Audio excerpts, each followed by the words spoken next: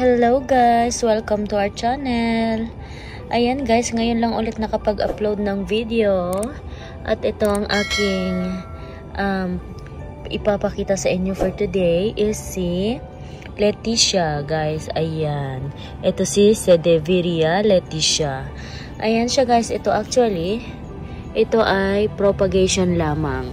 Ayan, leaf propagation lamang siya. Pero ayan, nagsilakihan na. Mga nakalbo na sa gitna. At ito ang nangyari naman sa kanyang mother plant. Ito ay mother plant guys.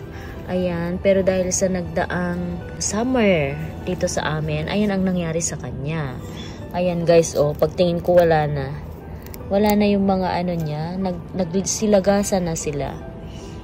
Ayan. At syempre, ayan na nga ang nangyari sa kanyang puno. Ayan, so totally na ano talaga siya. Ayan, nag-dry talaga hanggang sa ibaba. Ayan, oh. O, diba? Pwede na siyang panggatong sa sobrang dry. Ayan. So, balak ko na talaga siyang i-repat this repotting season.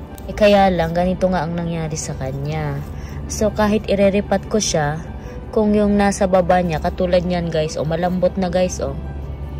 Kung yung nasa baba niya ay sira na, mabot na sa ugat. So, useless kapag nirepat ko siya. Kaya ang gagawin ko na lang ay ikakat ko siya. Ayan. Ikakat ko siya, then itatransplant ko o itatanim ko sa ibang pot. So, hindi ko na siya irerepat. Ayan ang nangyari sa kanya guys. O, naglaglaga na ganyan. O, ayan. O, diba ang bilis-bilis? Ayan. Ito matibay-tibay pa to. Ayan. Kasi baby pa yung iba. Kaya lang yung iba din, oh. Ganon din, guys. O, tingnan nyo, oh. Ayan. Sa itaas ay healthy. Pero sa ibaba, ayan, oh. Ayan siya, guys, oh. Kaya ikakat ko na rin. Actually, yung iba healthy.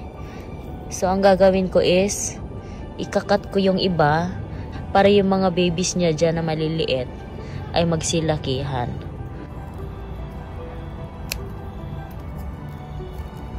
Ito siya guys, oh. Ayan, so maitim na rin yung kanyang stem. So, tatanggalin natin yung itim kung hanggang saan siya. Ayan. Para itanim natin ulit sa ibang pot. Ayan, oh. So, maitim na talaga. Ayan, yung kanyang dahon guys, ay pupropagate ulit natin yan. So, tingnan nyo guys. Ayan, oh. Dry na. Ayan, wala na.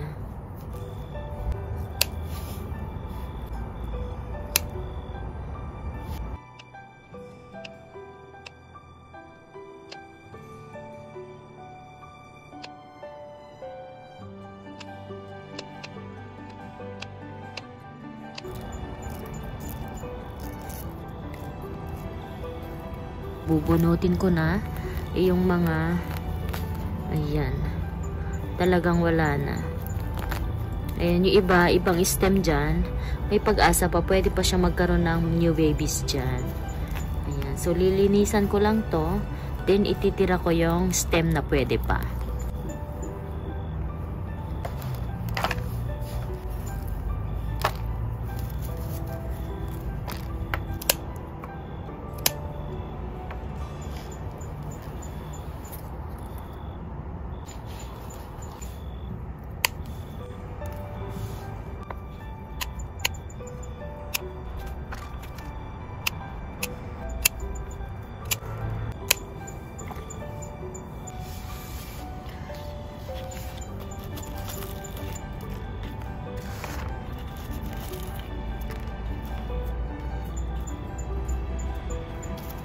Ayan, so ayan guys, ito yung natira sa aking isang pot. Ayan, so iniwan ko muna yung maliliit dyan at pabayaan ko muna siyang lumaki.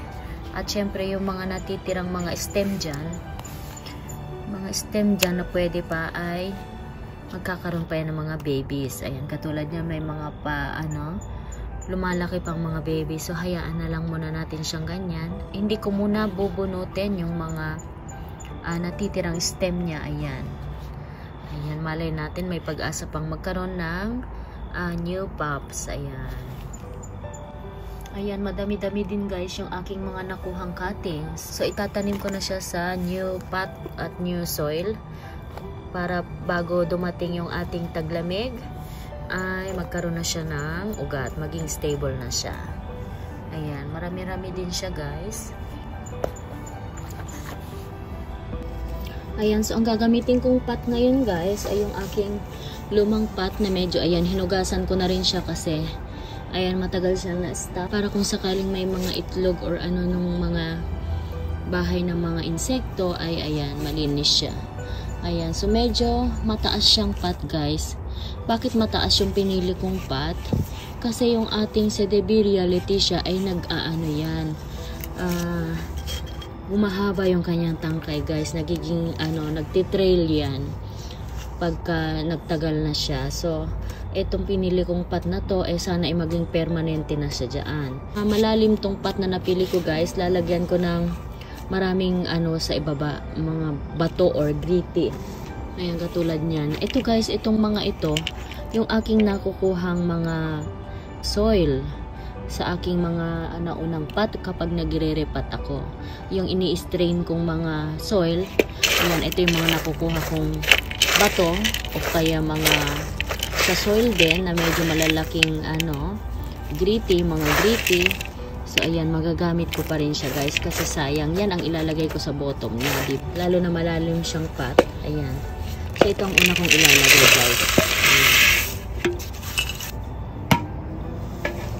Tapos guys, ito nga yung mga nakukuha kong iniipon kong mga soil. Ito yung aking mga nire-reuse. Ayan o, diba sayang pa? Ayan. So, ayan. Ilalagay ko lang sa ilalim niya.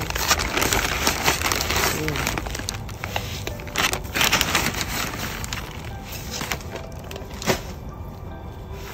Ayan. So, ngayon naman, ang ilalagay ko yung aking bagong soil. Ito yung aking bagong minix na soil. Ayan. Ito ay bago. Meron din siyang garden soil. Dahil ang ating Sedeviria leticia ay hindi naman sensitive sa soil. So, nilagyan ko maraming garden soil. Ayan, mag-gritty pa rin siya. Para well-drained pa rin ang ating soil. So, yung bago kong minix na soil, yan ang aking ilalagay sa ibabaw kung saan ko itutusok yung ating mga bagong cuttings.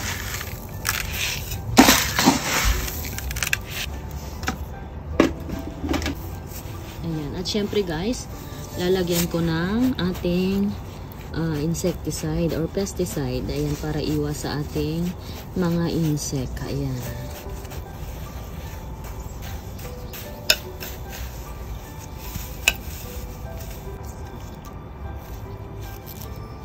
Actually, pagkakat ko sa kanya guys, ay tatanim ko na siya agad.